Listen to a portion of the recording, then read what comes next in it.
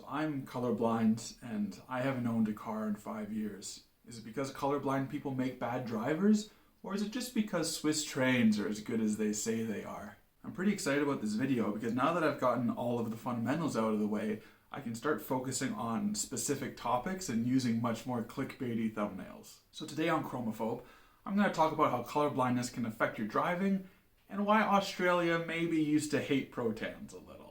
Given that the vast majority of colorblind people are red-green colorblind, it's understandable that color normals who know this term red-green colorblind intuitively think somehow that we can't drive. After all, the number one situation in life where someone must differentiate between red and green is traffic lights. So you might expect a colorblind driver to be approaching an intersection and thinking, should I stay or should I go now?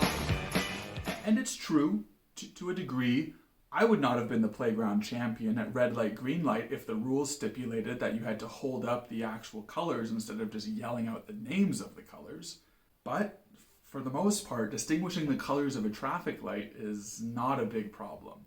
Even though the term is red-green colorblindness, the colors that we have the most trouble with are not red and green. For example, hey Dalton, did you ever have trouble differentiating the colors of traffic lights? I died in 1844, you idiot! Well, fair enough, Dalton, but when I ask the same question to more modern colorblind people, the answer they usually give is that the biggest problem stems from not differentiating red and amber lights, not red and green lights, specifically when the red and amber lights are by themselves and flashing, such as at a rural intersection. In that case, there's only a single light, and therefore you can't use the additional positional cue, as in from a standard triplet light, to differentiate between red and amber. And that extra positional information, super important to colorblind drivers, and that's why in almost every country in the world, there's a standard order to the colors in a light, with red at the top, yellow or amber in the middle, and green at the bottom, or for horizontal lights, from left to right. Red-green colorblind drivers use that information so much that we can be downright flabbergasted when we meet a normie who has never made the connection that lamps are always in the same order, right, Heini? I kind of knew that. Right. And we'll get more into the positional cues in the second part of this video. First, I want to break down red-green colorblindness into its two constituent parts, the protans and the deutans. Now, usually we consider these two types of colorblindness quite similar. Qualitatively, they look quite similar, but driving is one of the rare situations where the difference between a protan driver and a deutan driver is quite significant. Recall that deutans are missing the M cone, whereas protans are missing the L cone.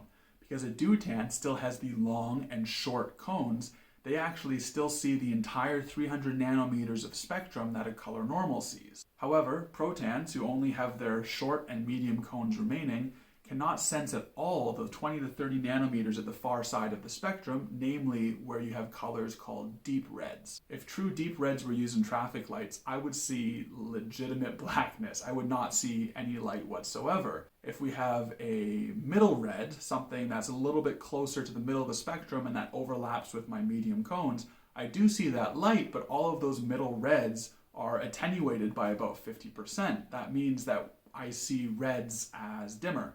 And this applies to all protans, whether they're protanomalous or protanopes, you will always see red as dimmer to about the same degree.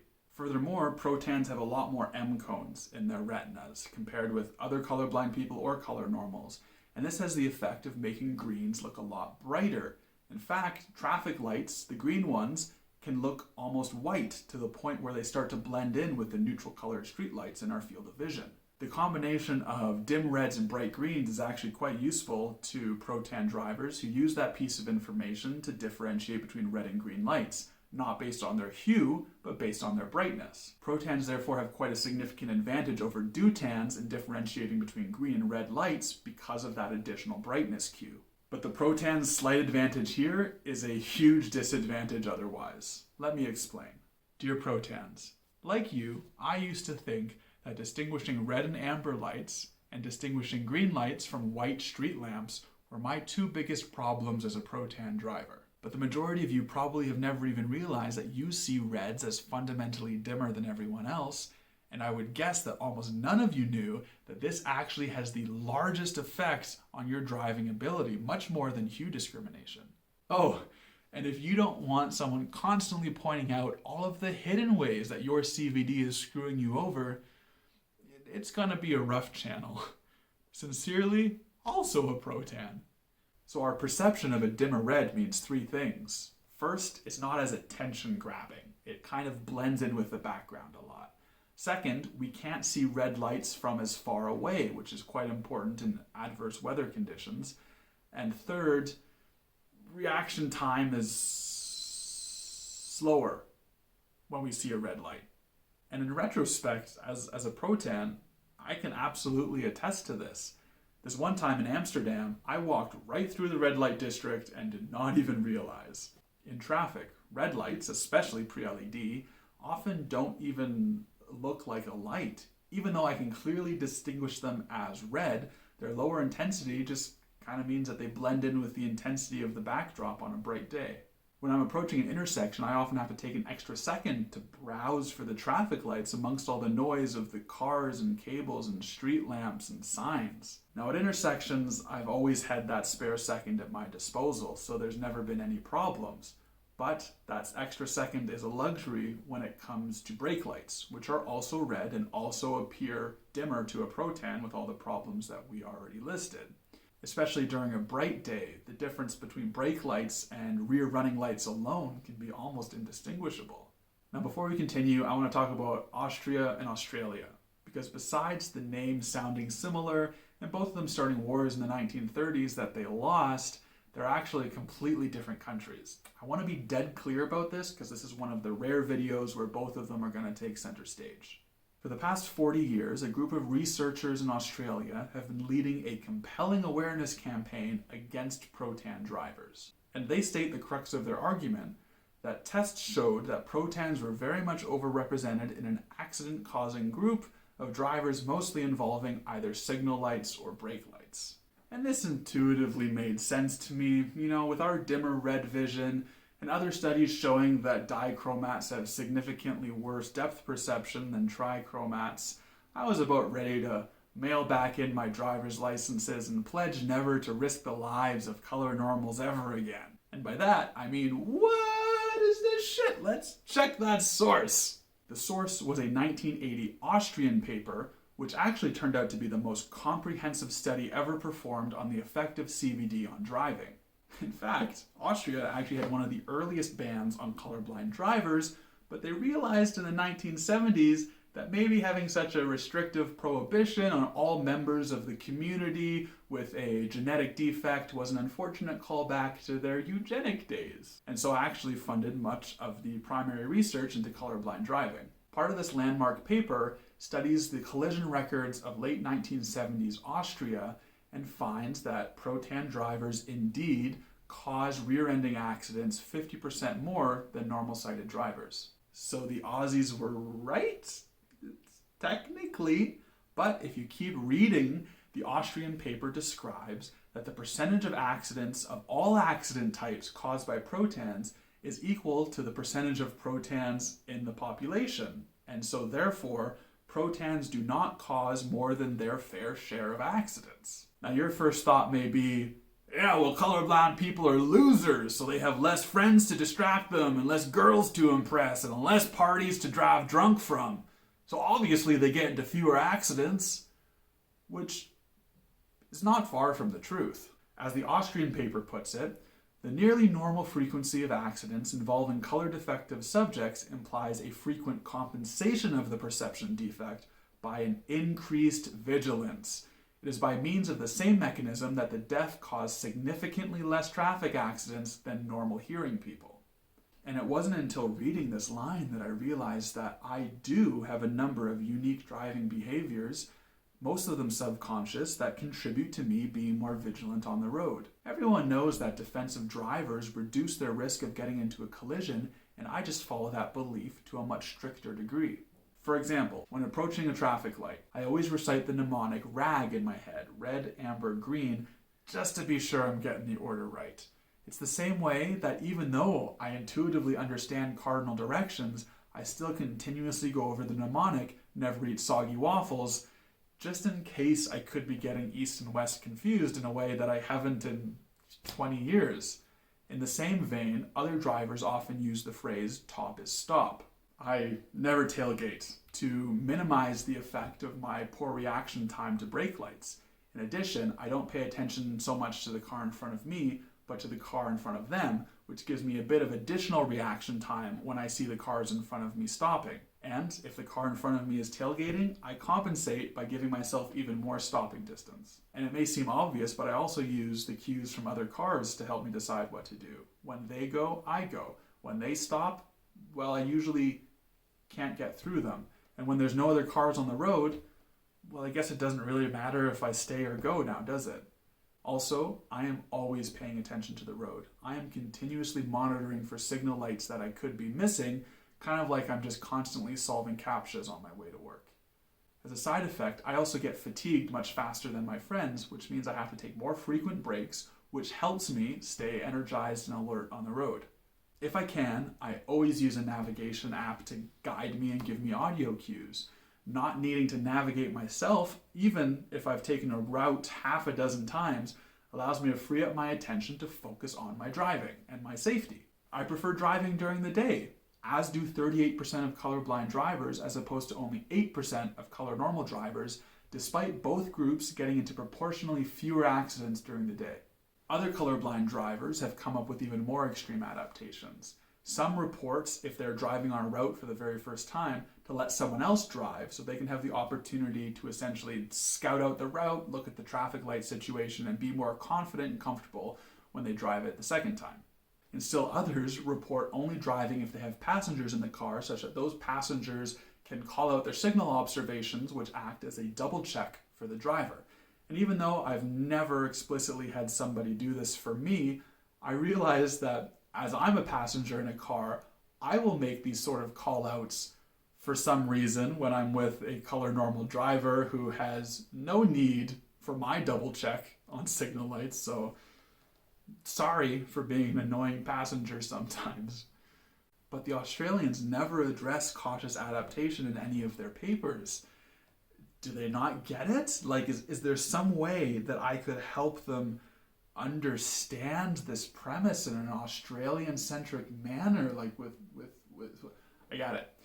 So a platypus is significantly more venomous than a crocodile. However, platypuses kill significantly fewer people because, they're cautiously trying to not eat us.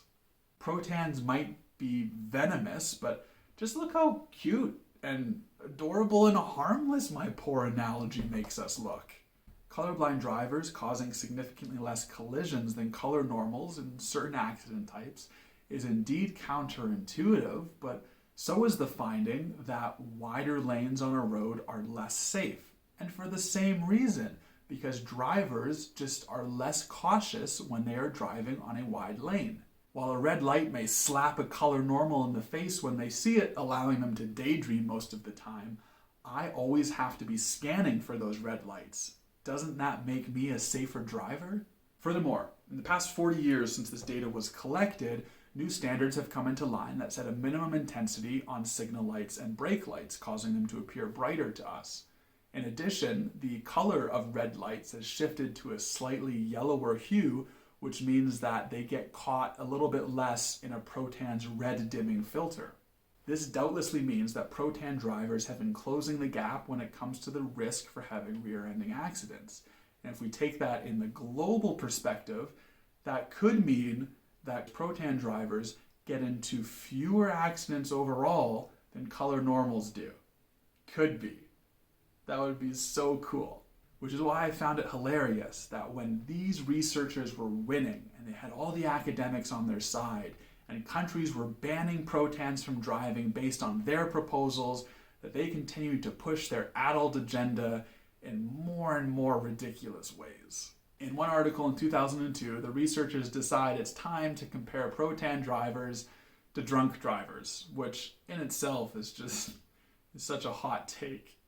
The Aussies took data from non-peer-reviewed sources, which no longer exist, in order to show that Protan drivers get into accidents at a similar rate as drivers with a 0.05% blood alcohol content. Now this comparison might seem pretty damning, but again, let's look at the underlying data. And what they show is that drivers at an even higher intoxication with a 0.08 BAC have a lower risk of collisions than drivers at a 0.05 BAC? And this immediately brings the data into question. Plus, they conveniently omit the control group, which is the collision risk of sober drivers, which, given that the Protans, the 0.05s, and the 0.08s are all the same, I would wager the control group is probably at the exact same level. There are reasons that most countries set their drunk driving limits at 0.05 or 0.08, because below these levels, the marginal increase of risk due to intoxication is pretty insignificant. So the data that the researchers used to try and compare Protans to drunk drivers actually implicitly shows that Protans have no higher collision risk than color normal people.